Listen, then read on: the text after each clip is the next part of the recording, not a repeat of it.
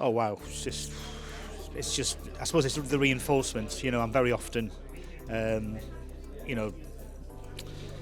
keeping up to date with with the regulations. I attend the, dare I say it, the Backhouse Jones weekly webinar, it's a fortnightly webinar. But it's nice to hear it from, Caroline Hicks and also Richard Turfitt from the horse's mouth what it is that they actually want, that confirms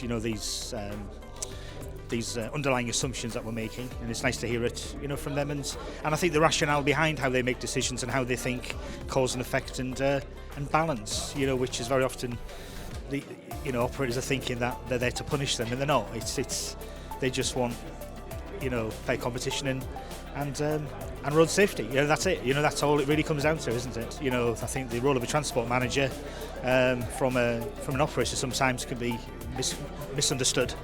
We do sit at a director level position. I just wish we got paid at that level. But and I actually brought one of my operators with me today, so that he could listen and understand that it's not just myself that's explaining how important compliance is. Listen to the regulators and listen to the enforcers. You know what I mean? It's going in now, sinking in. So not that he questions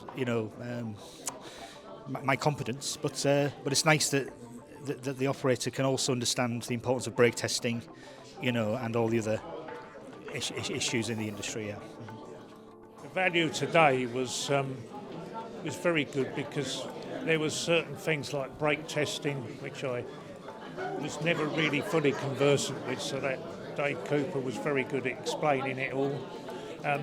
Having the senior traffic examiner here was very, commissioner, sorry, he's extremely good and very helpful in pointing out that a public inquiry is for the benefit of helping someone get through.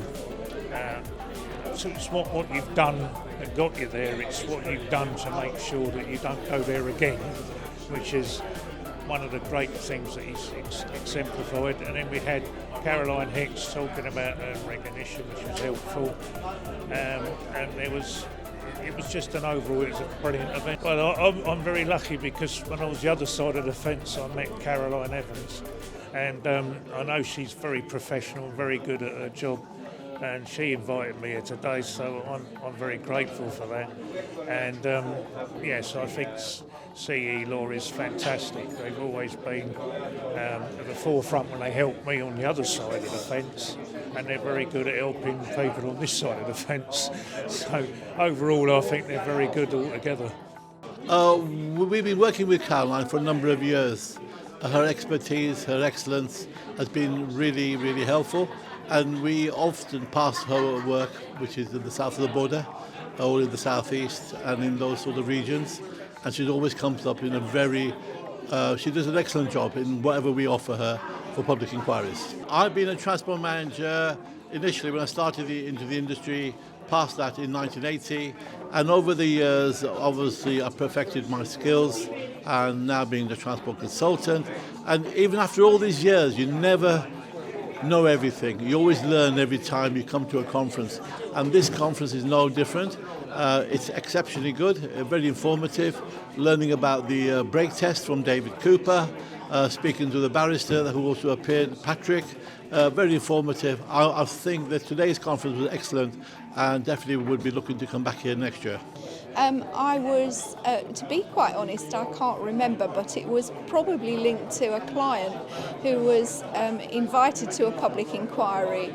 And a few years ago, the Traffic Commissioner's stance changed on allowing consultants to represent operators, and moved more towards wanting solicitors and to upgrade public inquiries to more of a professional court-like environment, when I needed to find a solicitor that I felt I could work with effectively, and that I could recommend to my clients in addition to my own services. Well, I feel that there is a different role between consultant and solicitor, and that's becoming more defined. I think that digitalisation for operators will be a big part of the way forward, and the other thing that's come out of today is that we should seriously start to look at earned recognition and quality management of the operation. And I feel that the solicitor's role is more focused on the legislation and the law, and assisting where that goes wrong, or assisting where advice is needed on that, not just where it goes wrong, whereas the consultant's role is more about putting into practice what's then learned in partnership from the solicitor. So I'm a senior transport consultant, and I do have a postgraduate degree in quality management and organisational excellence. Within the presentation today, Carolyn said that operators should consider engaging a good transport consultant. Actually, it wasn't Carolyn, it was one of the speakers who had come from a position of a transport manager into being a trainee solicitor. And in her role as transport manager, she'd said operators should consider engaging a good transport consultant. And somebody posed a question, what does make a good transport consultant? And I do feel that operators should look at qualifications, should look at experience, should look at results, and not just take a consultant on face value that they're good. They should research that to find out if they're good. Today I found it very informative. I've spoken to quite a few of the speakers, and yes, today I think went absolutely great. Turnbull, I think he spoke really well. My first impression of him was he obviously brought it over very well, and also Caroline, both Carolines done very, very well. Caroline Emmons I know, and the other Caroline, she's answered 2 questions for me today, which was a bit of a grey area, and I've now got it sorted out. Well, CE Transport, I've worked with them a few times, and I think they're very professional. Rebecca Dart, I've met her a few times, and they've helped some of my clients out. As I say, very, very professional. People argue about the cost, but then we always argue about cost, don't we? But I think today has been very, very good, and I hope they continue to do it. I have worked with Caroline in the past, and that's why I was invited to come to this conference. On a scale from 0 to 10, I would say close to 9. I really enjoyed the speech of, I think he's called Patrick. He's a barrister. And I liked him particularly because that law part of the industry is not something I will read first thing in the morning. And also the complexity of law and the legal side of our industry. And I thought that he explained it very transparent and understandable for me. And I thought he was an excellent speaker actually today. Yes, definitely. I will be back. I will be back. Yeah, definitely. Well, we've used Carolyn and her team a number of times at public inquiries. She normally deals with all the legal compliance for public inquiry, and we help. We do the work, the paperwork in the background, so that kind of thing. Well, it's great to see the Traffic Commissioner, obviously, but also David's keywords on brake testing was fantastic, and the DVSA was amazing as well. So it's great to see everybody here. Definitely come down, definitely come and see the Traffic Commissioners in action. Try not to see the Traffic Commissioners in public inquiry if you possibly can, but definitely come down and see them, and you get a free cup of tea. What more could you ask for? Chris Farrer, a very good friend of mine, he told me about Caroline. I've used their services and I've used Rebecca's services quite a few times, not for myself, for my clients. They're very, very professional and very, very good at what they do. It's an eye-opener of what you're not doing wrong and what you should be doing and what we think we're doing right, and sometimes it's not quite right. Everybody makes mistakes.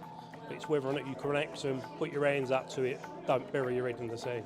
The letter of attestation, the fact that fours will now accept and clocks will now accept earned recognition. Need clarification whether it will be a bronze, silver or gold equivalent, and whether or not they have to do any of the CPC training that they're on about for the four system. Future is looking a bit strange at the minute. We've just come out of COVID, and now we're going to hit some sort of recession or something from the looks of things. And I think it's just going to be a really busy and mad time for everyone, especially coming up to Christmas. It's a level playing field is what it's designed to be, the operator's licence. There's not supposed to be ways to get around the system. There's always someone that will think they're clever and better than anyone else. And the Traffic Commissioner, as he says, he's not there to take it away from you. He's there to help as much as what he's there to punish you. He is pretty fair. Yeah, and they do make good decisions.